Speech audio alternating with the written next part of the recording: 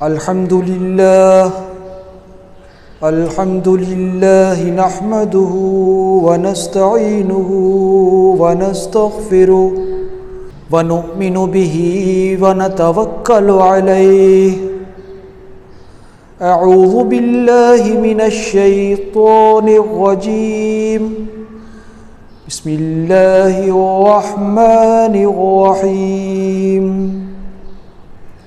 إن الله وملائكته يصلون على النبي يا أيها الذين آمنوا صلوا عليه وسلموا تسليما.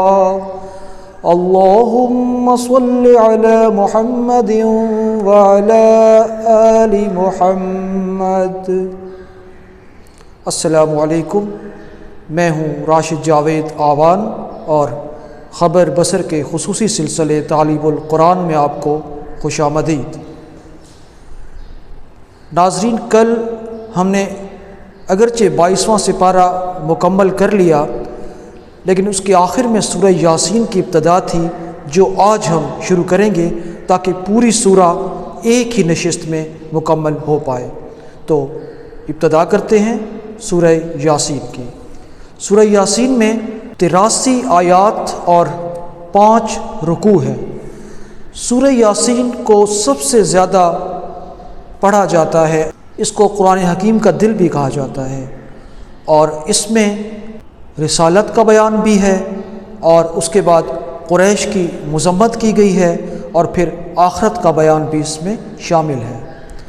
اس سورہ میں ایک حبیب نجار نامی شخص کا قصہ بھی شامل ہے کہ جو اپنی قوم سے کہتا تھا کہ پیغمبروں کی تقلید کرو، یعنی ان پہ ایمان لے آؤ، تو اس کی قوم نے اسے قتل کر دیا. اب اگر یہ اس سیریز میں ممکن ہوتا کہ میں ہر آیت کو الگ الگ بیان کر پاتا، لیکن یہ پھر کسی اور وقت کے لیے.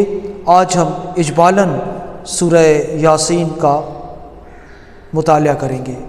تو ابتدا کرتے ہیں. اعوذ باللہ من الشیطان الرجیم. بسم اللہ الرحمن الرحیم. یاسین والقرآن الحکیم انک لمن المرسلین علی صراط مستقیم تنزیل العزیز الرحیم. شروع اللہ کے نام سے جو بڑا مہربان اور نہایت رحم کرنے والا ہے. یاسین، قسم ہے قرآن کی جو حکمت سے لبریز ہے. اے محمد صلی اللہ علیہ وسلم، بلا شبہ آپ پیغمبروں میں سے ہیں، سیدھے رستے پر. اللہ غالب اور مہربان نے نازل کیا ہے تاکہ متنبع کر دو ان لوگوں کو جن کے باپ دادا کو متنبع نہیں کیا گیا تھا، یعنی انہیں یہ پیغام نہیں پہنچایا گیا تھا اور جہنم سے نہیں ڈرایا گیا تھا. تو ان کی اولادوں کو اے نبی صلی اللہ علیہ وسلم آپ یہ پیغام پہنچا دیں، اور وہ غفلت میں پڑے ہوئے ہیں. ان میں سے اکثر پر اللہ کی بات پوری ہو چکی، سو وہ ایمان نہیں لائیں گے. آیت 9 تلاوت دیکھیے گا. وَسَوَاءٌ عَلَيْهِمْ أَأَنذَرْتَهُمْ أَمْ لَمْ تُنذِرْهُمْ لَا يُؤْمِنُونَ. اور ان کے لیے برابر ہے کہ تم انہیں ڈراؤ یا نہ ڈراؤ، وہ ایمان نہیں لائیں گے. یہ سورہ یاسین کی 9ویں آیت تھی. اب 10ویں آیت دیکھیے گا. انما تنذر من اتبع الذکر وخشی الرحمن بالغیب. تم تو صرف اس شخص کو نصیحت کر سکتے ہو جو نصیحت کی پیروی کرے. فَبَشِّرْهُ بِمَغْفِرَةٍ وَأَجْرٍ كَرِيمٍ. سو اس کو مغفرت اور بڑے ثواب کی بشارت سنا دو. سورہ یاسین آیت 13 میں ایک بستی کا ذکر کہ جس میں اللہ نے پیغمبر بھیجے اور انہوں نے بستی والوں کو اللہ کی طرف بلایا، لیکن وہ ان کی ہدایت پر ایمان نہیں لائے۔ تو ایک شخص قرآن مجید کے الفاظ میں دوڑتا ہوا آیا اور کہنے لگا، اے میری قوم، پیغمبروں کے پیچھے چلو۔ یہ در حقیقت وہی حبیب نجار کا قصہ ہے جو میں نے آپ کو شروع میں بتایا تھا۔ اور ایک ایسی بات کہی گئی کہ جو سورہ ہود میں اور بہت ساری پہلی سورہ میں کہی جا چکی ہے، ملاحظہ کیجیے گا، اتبعوا من لا يسألكم اجرا وهم مهتدون، ایسوں کے پیچھے چلو جو تم سے صلہ نہیں مانگتے اور وہ سیدھے رستے پر ہیں۔ تو جو مبلغ، جو داعی قوم سے صلہ نہ مانگے، در حقیقت وہی سیدھے رستے پر ہے، کیونکہ یہ طریق پیغمبر ہی ہے۔ آیت 22 سورہ یاسین، تلاوت ملاحظہ کیجیے گا، وَمَا لِيَ لَا أَعْبُدُ الَّذِي فَطَرَنِي وَإِلَيْهِ تُرْجَعُونَ، اور مجھے کیا ہے کہ میں اس کی عبادت نہ کروں جس نے مجھے پیدا کیا اور اسی کی طرف تم سب کو پلٹ کر جانا ہے۔ یہ 23ویں پارے کی پہلی آیت، یہاں سے 23ویں پارے کا آغاز۔ 23ویں پارے کے شروع میں حبیب نجار کا قصہ، میں اس کا ترجمہ پڑھ دیتا ہوں کہ جب اس نے کہا کہ میں اس کو چھوڑ کر اور معبود بنا لوں، اگر اللہ میرے حق میں نقصان کرنا چاہے تو ان کی سفارش مجھے کچھ فائدہ نہ دے سکے گی اور نہ ہی وہ مجھے چھڑا سکیں گے۔ تب تو میں صریح گمراہی میں مبتلا ہو گیا۔ میں تمہارے رب پر ایمان لایا، سو میری بات سن رکھو۔ اور پھر اللہ نے حبیب نجار کو بہشت میں داخل کر دیا۔ حکم ہوا کہ بہشت میں داخل ہو جا۔ بولا، کاش میری قوم کو خبر ہوتی کہ اللہ نے مجھے بخش دیا ہے اور عزت والوں میں شامل کیا۔ اس کی بات کی تقریباً 10 آیات میں اللہ نے زمین، بارش، فصل اور چاند تاروں کے بارے میں بات کی ہے کہ چاند کی طاقت نہیں کہ وہ سورج سے آگے نکل جائے اور نہ سورج کہ وہ چاند کو جا پکڑے۔ مطلب یہ کہ کائنات کی ہر چیز اپنے متعین کردہ دائرہ کار میں برسر پیکار ہے۔ اچھا، یہاں حاشی میں ایک بات کہنا چاہوں گا کہ کہا جاتا ہے کہ کائنات کا پہلا اصول ترتیب ہے، یعنی ترتیب کائنات کا پہلا اصول ہے۔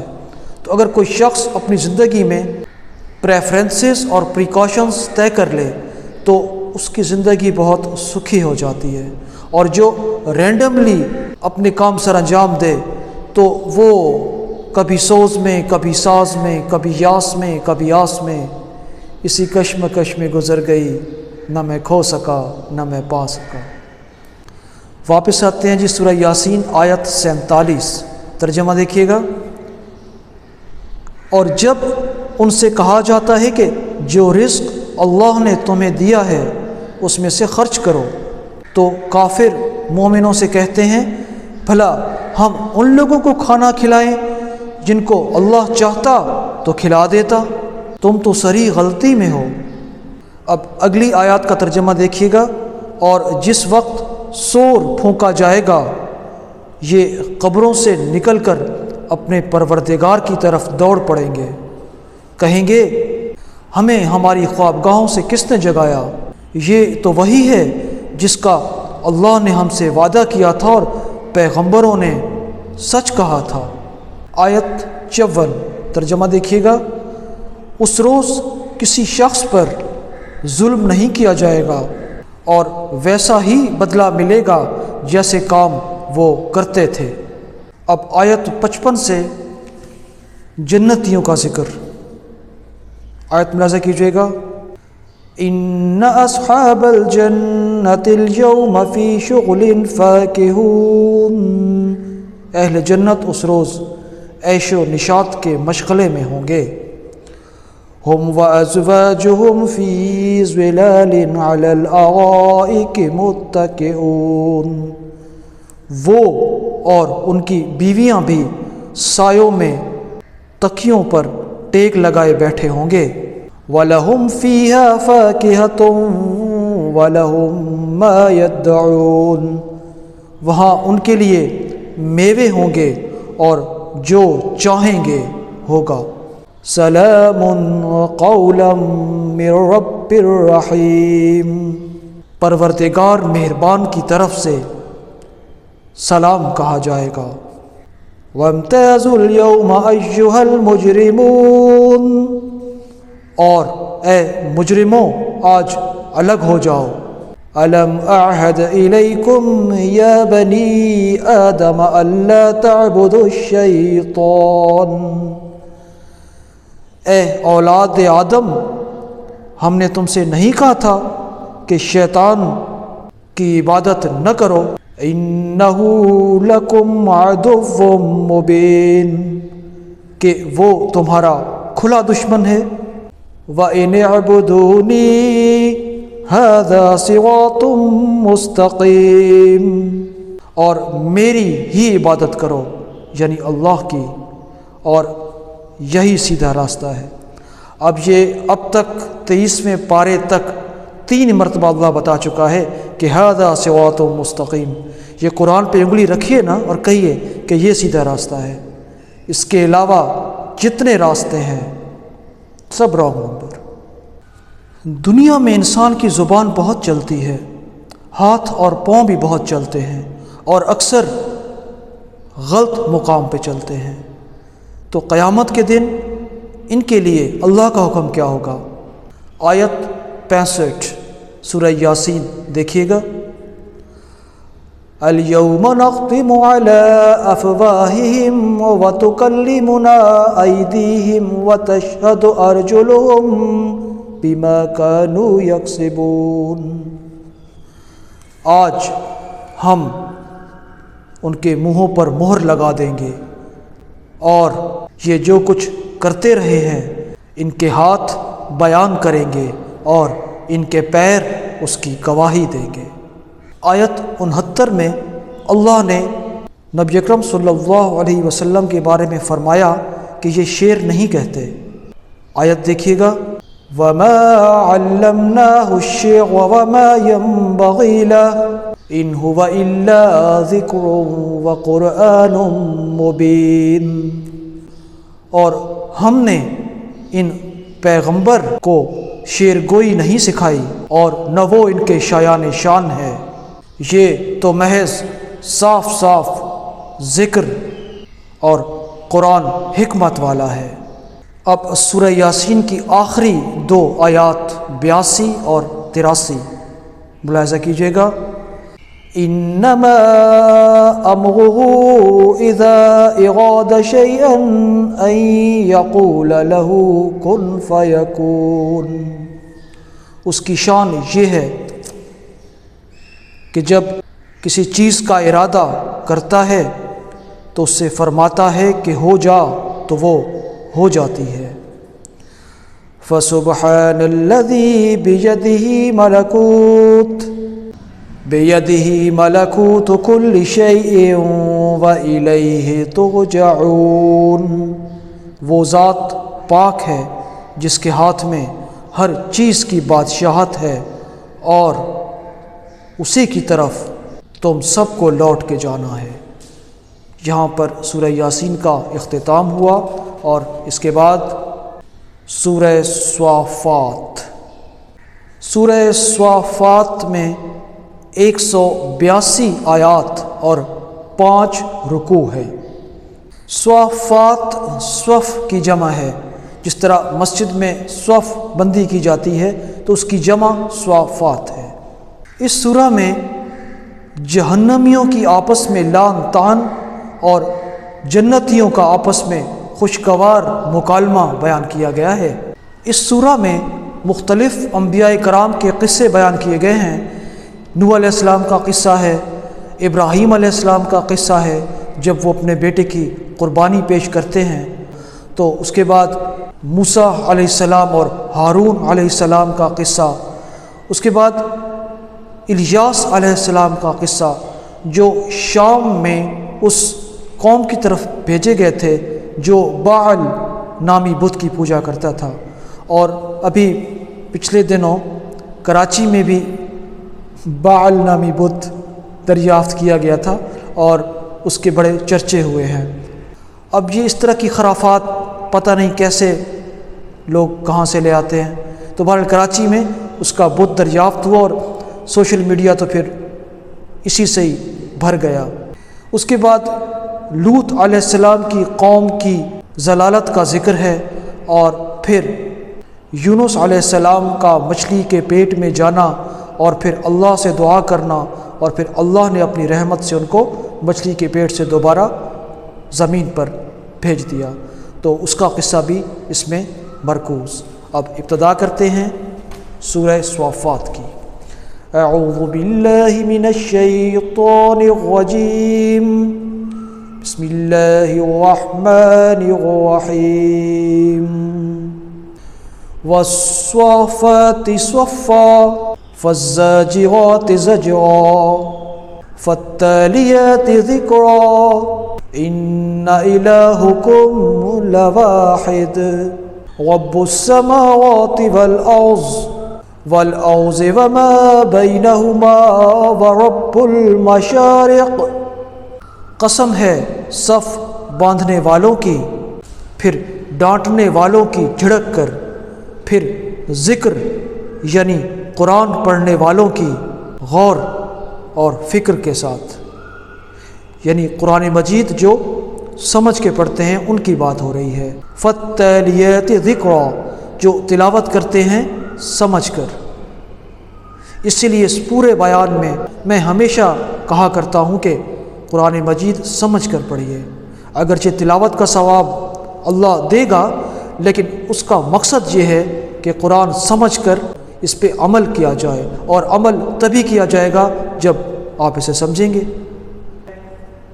اگلی آیت کا ترجمہ دیکھیے گا، ان الہکم لواحد، کہ تمہارا معبود ایک ہی ہے جو آسمانوں اور زمین اور جو چیزیں ان کے درمیان ہے سب کا مالک ہے، اور سورج کے طلوع ہونے کے مقامات کا بھی مالک ہے۔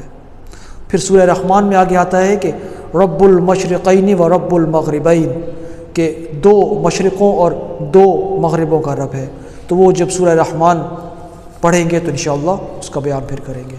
سورہ صافات کی اگلی آیات میں یعنی ابتدائی آیات میں ہی اہل جنت کا ذکر کیا گیا ہے کہ جنت کے مناظر، ان کے افعال اور جس طرح ان کی نشست و برخاست ہوگی اس کا ایک بہت خوبصورت بیان کیا گیا ہے۔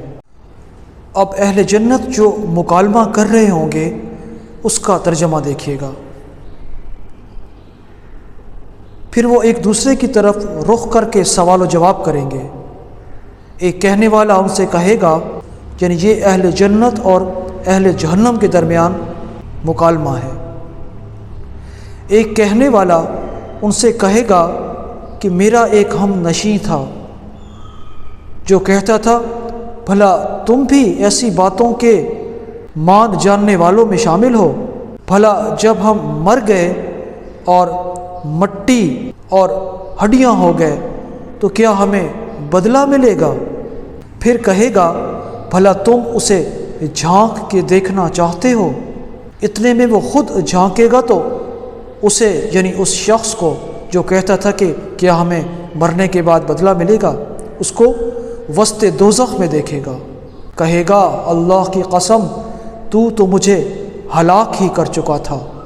یعنی اگر یہ شخص جو اس کے کہے میں نہیں آیا، اگر یہ بھی کہتا کہ ہمیں کون سا بدلہ ملنا ہے تو آج یہ بھی اس شخص کے ساتھ جہنم میں ہوتا۔ اب یہ شخص اللہ کا شکر ادا کرتا ہے کہ اگر میں بھی اس کی بات میں آتا تو آج ان کے ساتھ ہی عذاب والوں میں شامل ہوتا۔ آیت 63 سورہ صافات۔ اب اس سے آگے اللہ جہنمیوں کا احوال بیان کرتا ہے، میں صرف ترجمہ ہی پڑھوں گا، دیکھیے گا۔ ہم نے ان ظالموں کے لیے عذاب تیار کر رکھا ہے، وہ ایک درخت ہے کہ جہنم پل میں اگے گا، اس کے خوشے ایسے ہوں گے جیسے شیطانوں کے سر، سو وہ اسی میں سے کھائیں گے اور اسی سے پیٹ بھریں گے۔ یہ تھوہر کے بارے میں کہا گیا ہے۔ پھر اس کھانے یعنی تھوہر کے ساتھ ان کو گرم پانی دیا جائے گا، اور یہ پانی کوئی نیم گرم نہیں، ابلتا ہوا ہوگا۔ اور جو گاؤں کے لوگ ہیں وہ جانتے ہیں کہ تھوہر کیا ہوتی ہے، اس کے صرف کانٹے 2-2 انچ کے ہوتے ہیں۔ اور پھر اگلی آیت کا ترجمہ کہ پھر ان کو دوزخ کی طرف لے جایا جائے گا، انہوں نے اپنے باپ دادا کو گمراہی میں ہی پایا، سو وہ انہی کے پیچھے دوڑے چلے گئے، اور ان سے پیشتر بھی بہت سے لوگ گمراہ ہو گئے تھے۔ اب آیت 89 سے پیغمبروں کا ذکر، جس میں پہلے نوح علیہ السلام کی بات، پھر ابراہیم علیہ السلام کی بات۔ تو نوح علیہ السلام کے بارے میں کہا گیا کہ سلام علی نوح فی العالمین، یعنی تمام جہان میں نوح پر سلام ہو۔ پھر آگے ابراہیم علیہ السلام کی بات، جب انہوں نے اپنی قوم سے کہا کہ تم ان بتوں کی پوجا کرتے ہو جو تمہارے کسی کام نہیں آ سکتے، اور وہ قصہ آپ کو یاد ہوگا کہ جب انہوں نے تاروں کو دیکھا تو کہا یہ میرے معبود ہیں، پھر جب چاند نکلا تو کہا کہ نہیں، یہ بڑا اور روشن ہے، یہ میرا معبود ہے، پھر جب پوری رات گزر گئی اور سورج صبح کے وقت طلوع ہوا تو کہنے لگے نہیں نہیں، یہ اصل معبود ہے، اور پھر مغرب کو وہ بھی غروب ہو گیا تو کہنے لگے کہ میرا معبود غروب نہیں ہو سکتا۔ پھر جب ابراہیم علیہ السلام کو ان کی قوم والے جب ایک میلے میں گئے تھے تو ان کو چھوڑ گئے، تو ابراہیم علیہ السلام نے پھر ان کے بتوں کو توڑنا شروع کیا۔ اب قرآن کے الفاظ دیکھیے گا، آیت 93، فراغ علیہم ضربا بالیمین، پھر ان کو اپنے دائیں ہاتھ سے توڑنا شروع کیا۔ تو آپ کو بھی اگر کبھی بت توڑنے ہوں تو دائیں ہاتھ سے توڑیے گا، ایک تو بت توڑنے کا ثواب، اور پھر ابراہیم علیہ السلام کی سنت، ڈبل ثواب ملے گا۔ اس کے بعد ابراہیم علیہ السلام کا خواب بیان کیا گیا کہ جب انہیں قرآن کے الفاظ میں کہ جب اسماعیل ان کے ساتھ دوڑنے کی عمر کو پہنچے تو پھر انہوں نے خواب دیکھا اور پھر بیٹے سے بیان کیا۔ جب ابراہیم علیہ السلام نے وہ خواب بیٹے کو بتایا کہ بیٹا میں دیکھ رہا ہوں کہ میں تمہیں ذبح کرتا ہوں، تو بیٹے نے جو جواب دیا قرآن نے قیامت تک کے لیے اس کو امر کر دیا۔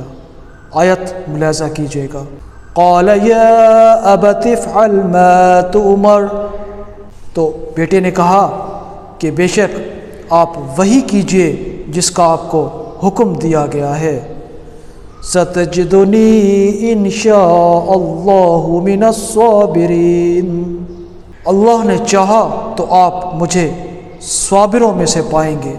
آیت 124، یہاں سے الیاس علیہ السلام کا ذکر کہ جب انہوں نے اپنی قوم سے کہا کہ تم اللہ سے ڈرتے کیوں نہیں، اتدعون بعلا وتذرون احسن الخالقین، کیا تم بعل کو پکارتے اور پوچھتے ہو اور سب سے بہتر پیدا کرنے والے کو چھوڑ دیتے ہو، یعنی احسن الخالقین کو چھوڑ دیتے ہو۔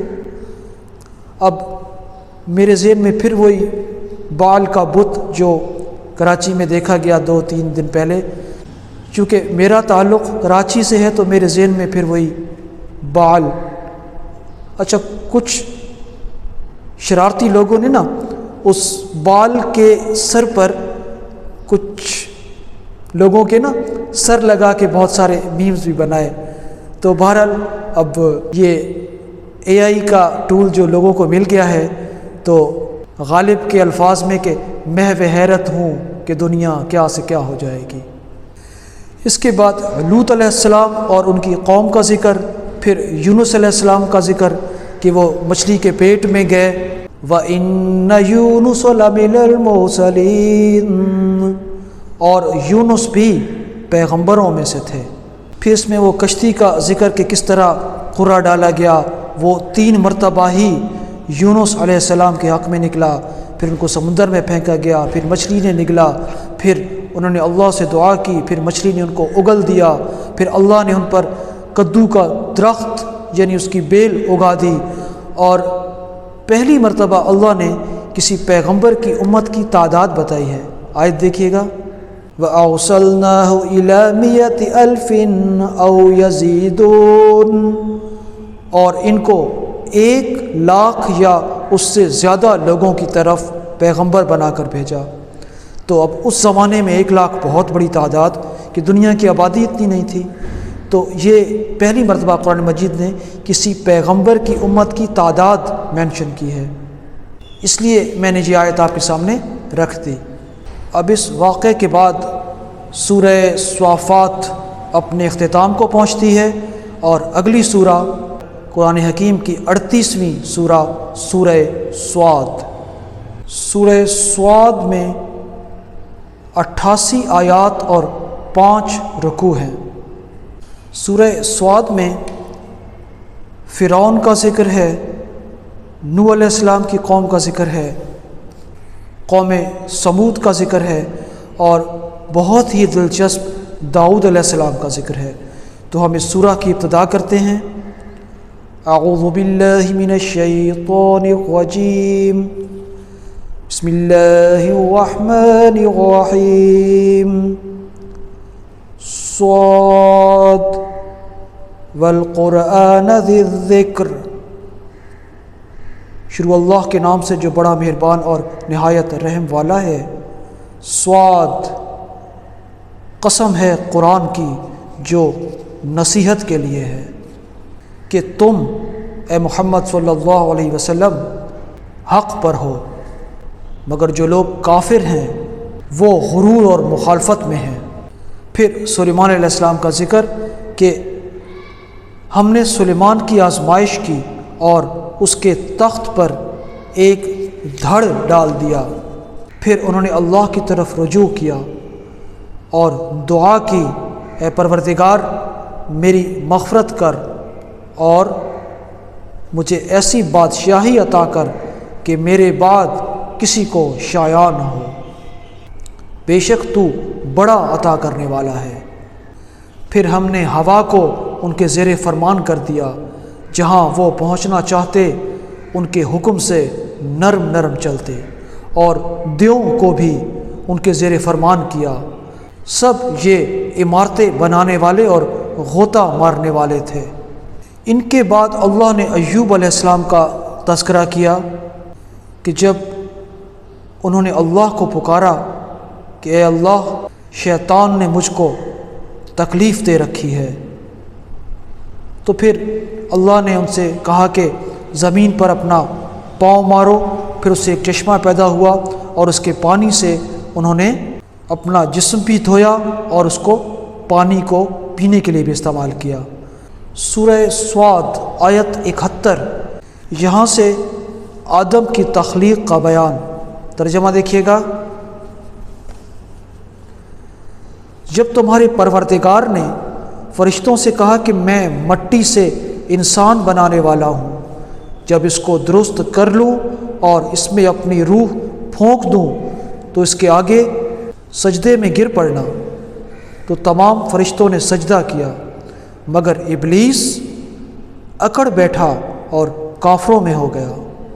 اللہ نے فرمایا، اے ابلیس، جس شخص کو میں نے اپنے ہاتھوں سے بنایا اس کے آگے سجدہ کرنے سے تجھے کس چیز نے منع کیا؟ کیا تو غرور میں آ گیا اور اونچے درجے والوں میں ہو گیا؟ بولا، یعنی ابلیس بولا کہ میں اس سے بہتر ہوں کہ تو نے مجھ کو آگ سے پیدا کیا اور اسے مٹی سے بنایا۔ فرمایا، یعنی اللہ نے فرمایا ابلیس سے، نکل جا یہاں سے، مردود ہے تو، اور تجھ پر قیامت کے دن تک میری لعنت ہوگی۔ کہنے لگا، میرے پروردگار مجھے اس روز تک جب تک کہ لوگ نہ اٹھائے جائیں مہلت دے۔ کہا، تجھے مہلت دی جاتی ہے اس روز تک جس کا وقت مقرر ہے، کہنے لگا تیری عزت کی قسم میں ان سب کو بہکاتا رہوں گا سوائے ان کے جو تیرے خالص بندے ہیں۔ کہا سچ ہے اور میں بھی سچ کہتا ہوں کہ میں تجھ سے اور جو ان میں سے تیری پیروی کریں گے سب سے جہنم کو بھر دوں گا۔ اب سورہ صاد ختم ہو رہی ہے، آخری آیات کا ترجمہ دیکھیے گا کہ اے پیغمبر صلی اللہ علیہ وسلم کہہ دیجئے کہ میں تم سے اس کا صلہ نہیں مانگتا اور نہ میں بناوٹ کرنے والوں میں سے ہوں۔ آیت بھی دیکھ لیجئے، قُلْ مَا أَسْأَلُكُمْ عَلَيْهِ مِنْ أَجْرٍ وَمَا أَنَا مِنَ الْمُتَكَلِّفِينَ کہ میں تم سے اس کا اجر بھی نہیں مانگتا اور تکلف کرنے والوں میں سے بھی نہیں ہوں۔ تو یہ تکلف ہیں آداب بیگانگی کے، آپ بھی اس سے احتراز برتا کیجیے۔ اور اس کے ساتھ ہی سورہ صاد اختتام پذیر ہوئی اور انشاءاللہ کل سورہ زمر کا آغاز کریں گے۔ اگرچہ یہ 23ویں پارے سے شروع ہو رہی ہے لیکن اس کی بہت تھوڑی آیات، تو انشاءاللہ پھر یہ بھی کل سے شروع کر کے 24واں سپارہ بھی کل انشاءاللہ پایہ تکمیل کو پہنچے گا۔ اب 23 پارے آج مکمل ہو چکے، مجھے یہاں سے اجازت دیجیے۔ خود بھی قرآن سیکھیے اور اپنے گھر والوں کو بھی اس کی تبلیغ کیجیے۔ وما علینا الا البلاغ المبین، فی امان اللہ۔